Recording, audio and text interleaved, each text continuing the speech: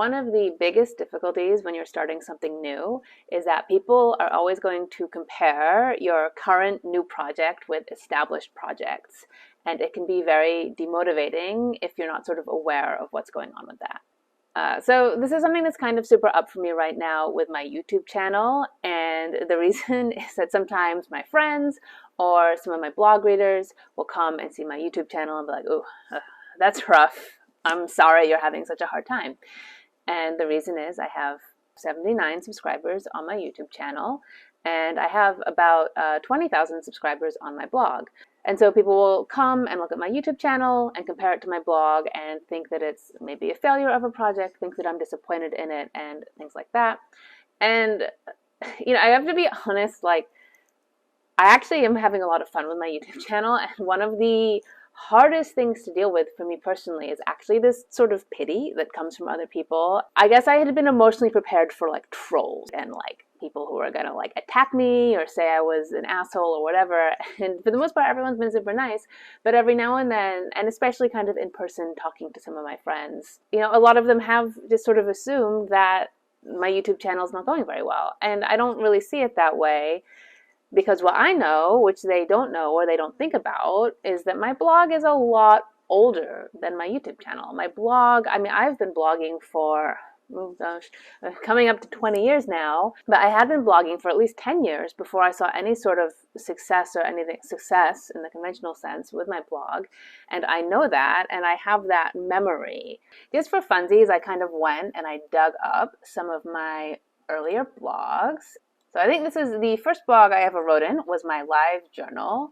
It had such gems as I like your booty, but I'm not gay sex. I don't know what I was thinking there. This was all from like 2008. I had a discussion of female fetishes, just sort of me talking about my life and things like that in this blog. And I kept switching, and so I went from LiveJournal, and I did a WordPress, and I did a Medium. Actually, so an interesting thing is I eventually did go viral on Medium. The thing is we have to understand my mindset when I was writing my blog at the time. I had maybe 10, 20 regular readers. They tended to be my friends.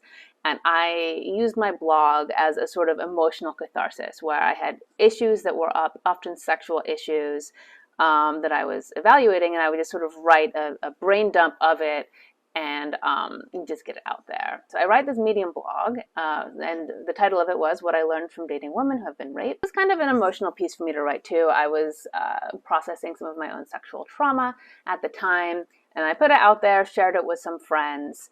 And this was kind of before Me Too got big. And what happened is a handful of friends shared it, and then a handful of other friends shared it, and then I watched. And normally I got maybe 5 or 10 views right away on a blog post, and then I got like 100 views on this blog post, and my mind was blown. I was like, oh my God, I got like 100 views.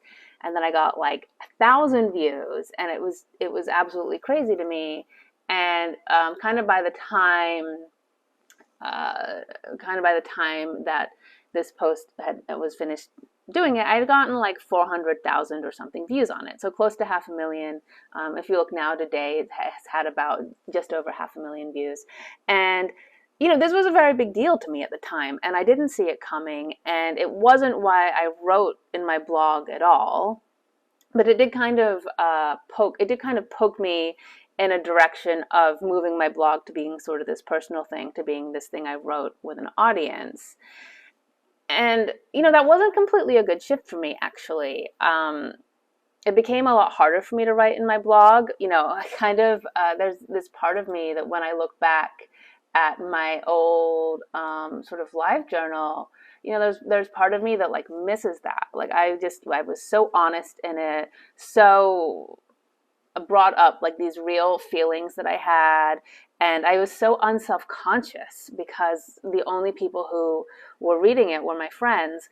And there's part of me that misses that a little bit, and in a way it was kind of good that things went viral. I would like to think that I was one of the many people who put a little energy into what eventually would become Me Too. But I did lose something, and I lost this honest, unself-conscious way of existing with the world. At first it seemed like a really easy trade.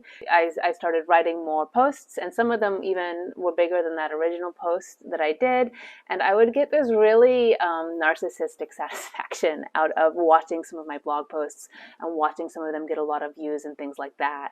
But being fed by the narcissism of getting a lot of views only took me so far. And what happened eventually was I lost interest in my blog and I stopped writing in it for about 3 years. Or I would write very sporadically, and I just didn't have the same energy anymore that I used to have, because when I was writing in my blog as an extension of my authentic self, and I have a really strong obsessive need to write. In fact, I went and I found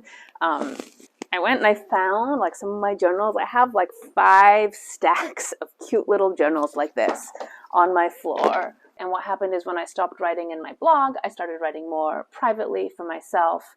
And when writing was just this natural extension of doing what I loved, it was really easy. But then when it came about getting views, when it came about this type of success, I lost some kind of interest in it. And I feel like there's a certain type of honesty and authenticity that I'm still kind of chasing, if that makes sense. I'm still wanting to get that back. And so, we live with this obsession of trying to get big or trying to get readers. And, sometimes that may not even necessarily be what you want or what you expect.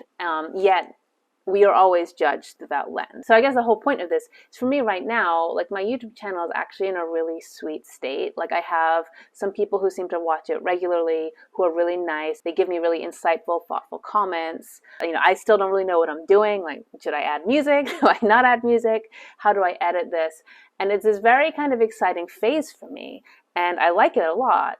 But one of the issues that I get is other people look at it and they compare it to established YouTube channels. They compare it to some of my own more longer-lived work, and they're like, ooh, and they think I'm feeling bad about it.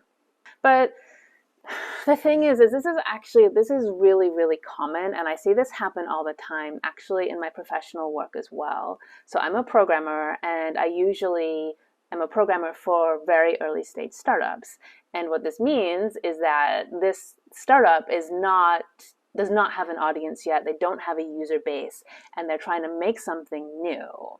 And what always happens 100% of the time is my coworkers and my bosses will exist in this state of constant inferiority because they're always worried that their website isn't good enough. And I'm always like, yeah, release it, put it out in the world, get your ideas out there. And people internally will resist that, and they'll say, it's not good enough yet. Look, compare us to Facebook. Look how much worse we look. And I'm like, Facebook's $1 billion company with an army of engineers.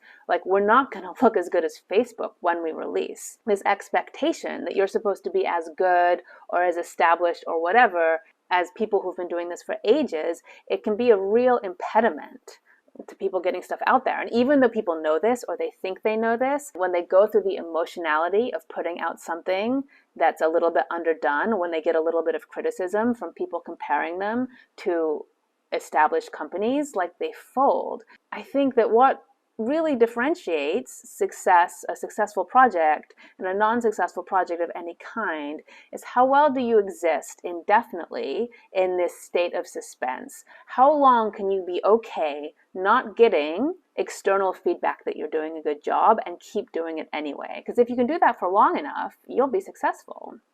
I actually kind of view how could you do a successful project similarly to how I view how do you have a successful diet. You can research all the diets out there, you can go keto, you can go low fat, you can go low carb, whatever, right? But the most successful diet is a diet that you can stay on for 20 years. How to have a successful project is you have to just find a way of keeping energy, and you have to find a way of keeping energy for years, because that's what I think it takes to have a successful project. You have to devote yourself to something for years. But if you get caught up in the narcissism of wondering what it says about you, wondering what your numbers say about you, I think